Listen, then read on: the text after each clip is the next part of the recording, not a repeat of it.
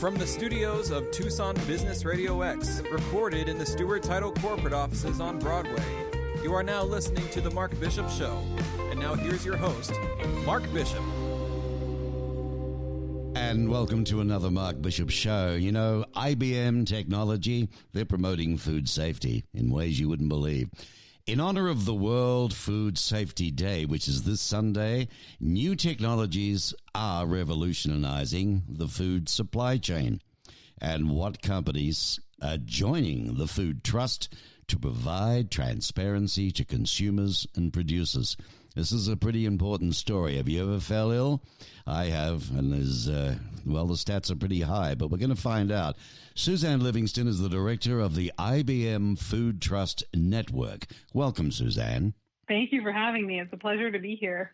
World Food Safety Day. It's on this Sunday, June 7th, and it was created by the World Health Organization to draw attention and inspire action to help prevent, detect, and manage foodborne risks and other challenges impacting global food safety.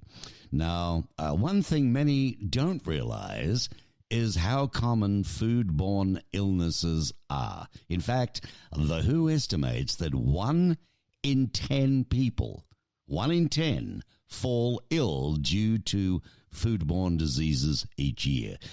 They're scary numbers, Suzanne. Absolutely, and it's making consumers lose trust in food. They don't know if their food is safe to eat, and they are scared. Should I buy this product or not? That's really the heart of why we created the Food Trust Network, help reduce these food safety incidents and get food out of the stores and restaurants in record time during an incident. Okay, so tell us how IBM has found new ways to apply technology to add traceability to the food supply chain, because this is where a lot of the issues are, right? This is to combat foodborne illness, reduce food waste, and solve other challenges with the global food supply chain. How are they doing it? That's right. Traceability is such an important part of the picture. In order for us to really know where food product is coming from, we have to have full end-to-end traceability. And there's been many technologies in traceability over the decades. The limitation, though, is that many of these companies who are using traceability tools have visibility only from who they've bought and who they're selling to, one step up and one step down. Mm-hmm. And in a food safety incident, you really need to see the full journey. Where did it come from, and where has it been transformed into another product? And where do those products sit in the shelves of grocery stores or in warehouses or in restaurants? So we said, what is preventing companies from sharing this data? Well, it's trust. They don't trust that other companies will use the data for good, and also that they will be able to retain ownership of their own data. So that's where blockchain really comes into play and made it a new paradigm for data sharing and transparency. Blockchain, huh? Well, as soon as you said that, straight away I start thinking of cryptocurrency. I guess we all, would be doing that for that. And now we're talking about food, You're not alone in that. Right. Well, we don't know what we're eating in some cases. It's pretty scary. We have to trust. You just take for granted what we've bought, who we bought it from. But this is amazing, because what you're really saying is you're going to be able to, I think in the research here, you give an example about some Norwegian salmon, right? Tell us about that. Yeah, that's right. Let me just make the link for listeners who may not understand why blockchain is helpful in this case too, because, like you said, many people think cryptocurrency, Bitcoin, that's one realm of blockchain. But the other realm of it is tracking transactions that are related to the transfer of any good. It doesn't have to be money. And that's what we're doing, is we're having each party share data about the transfer and condition and locations of the food products. One of the companies that is joining the system and has their product available at Whole Foods right now is Quarry Arctic. And Quarry is a salmon producer. They have invested in very high quality salmon feed. They invest in great practices, and they want consumers to know when you're buying a salmon product at Whole Foods that it's theirs, and also share with consumers like video and information about the practice and the harvesting process.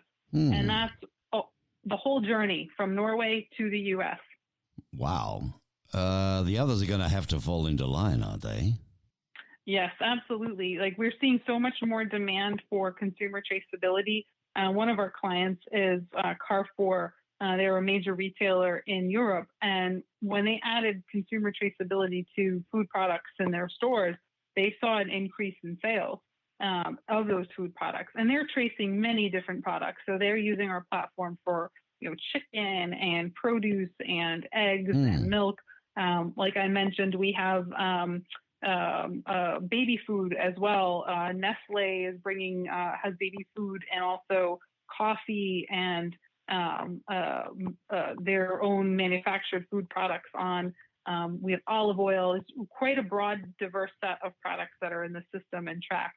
Well, the IBM Food Trust is one of the world's largest non-crypto blockchain networks in production. Today, it has more than, 200 participants representing more than 17,000 products. This is from salmon and scallops right through to leafy greens and mashed potatoes. When did all this launch, Suzanne? Well, we've been working on this for the last 3 years.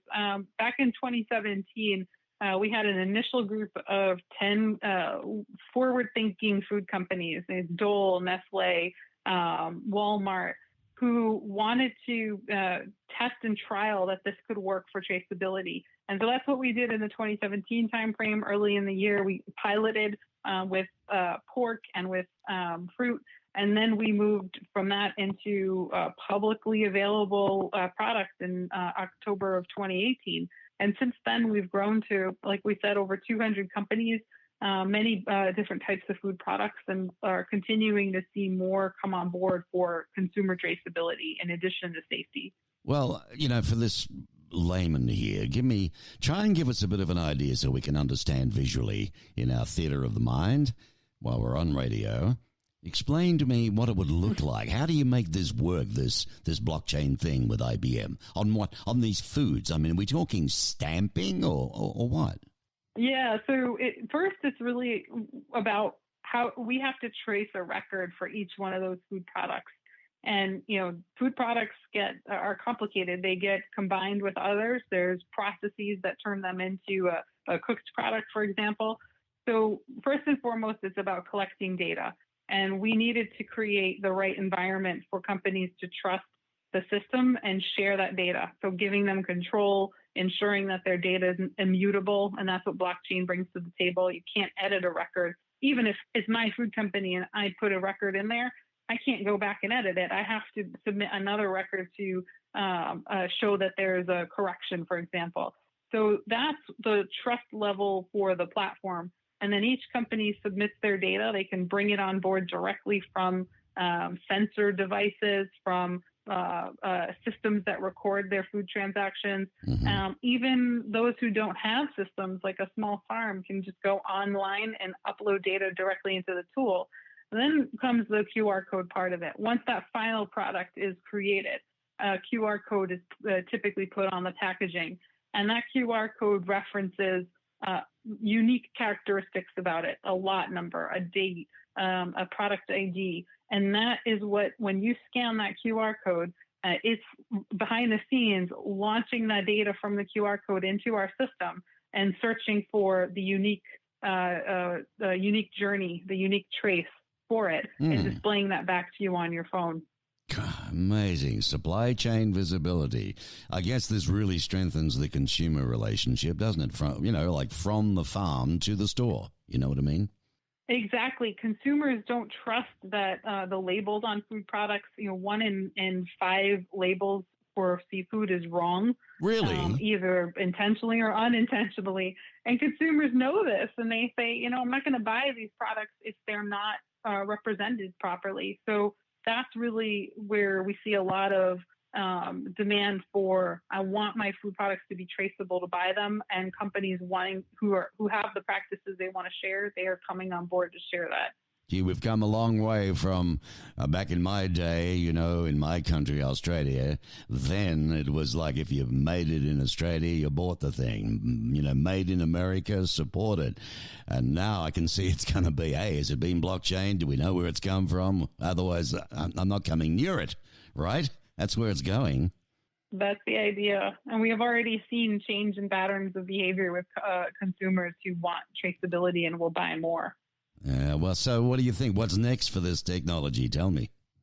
Well, right now we are bringing out an easier way for companies to share their data with consumers. So you're going to see a lot more consumer traceability when you go into stores with QR codes or with other unique identifiers. And for food companies who are affected by the COVID-19 crisis, we have a free trial to our documents module, which allows them to share certifications with new suppliers, and that's until August 20th. So they can find a new buyer or suppliers or a new supplier quickly and learn if they have the right practices and also the right documentation to support being a supplier of that food product. All right. So from a consumer point of view and also from perhaps a developer, manufacturer, breeder, whatever, is there a site that people can go to understand this better, read more? Yeah, the best place to go is ibm.com/food, and that's where they can learn more about the product, see a demonstration of it, and also see what clients of ours are doing with the platform. Your position, as the director of this IBM Food Trust Network, do you go to companies or are they starting to search you out? I will say at first we had a lot of outreach because blockchain, just like we said at the beginning, it was typically thought of with cryptocurrency. Now I will say we also see a tremendous amount of companies coming to us, smaller too, even small brands, Raw Seafoods, for example, in New Bedford, wanting to make sure that consumers knew that their food product is safe and also when it was harvested if you're in a restaurant. So a lot more that are coming to us and wanting to share their brand information with their supply chain.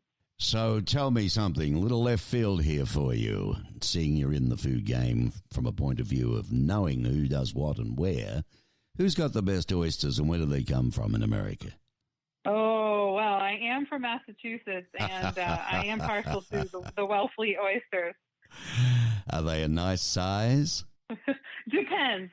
But yes, they're very good. I suggest giving them a try if you find them on the menu, although I did have oysters in Australia once, and those were quite delicious. So they would have been, I have to say. They would have been the Sydney Rock oysters. They're as big as a car.